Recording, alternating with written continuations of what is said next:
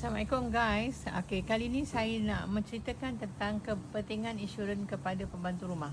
Di Malaysia ni ada banyak juga company insurans yang menyediakan insurans untuk pembantu rumah ni. Antara kes-kes yang dia cover untuk insurans ni ialah kematian, kemasukan wad, ambulance fee dan juga jika berlaku kemalangan kepada pembantu rumah. Nilai cover insurans ni biasanya bergantung kepada jumlah fee yang dibayar kepada insurans. Nilai polisi ni bergantung kepada skim dan pakej yang majikan pilih lah terhadap insurans pembantu tu. Saya nak kongsikan satu kes yang baru-baru ni ada pembantu rumah yang meninggal. Disebabkan majikan dia sangat alert, okay?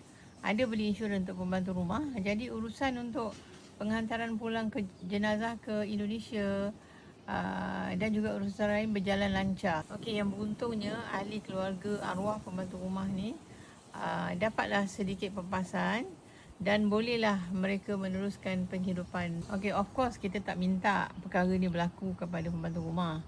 Tetapi sekurang-kurangnya kita bersedia. In case berlaku, kita dah ada backup. So, majikan-majikan di luar sana yang mempunyai pembantu rumah dan mempunyai permit kerja yang sah, bolehlah menghubungi pihak agensi kami untuk urusan insurans. So, guys, jangan lupa DM saya ya.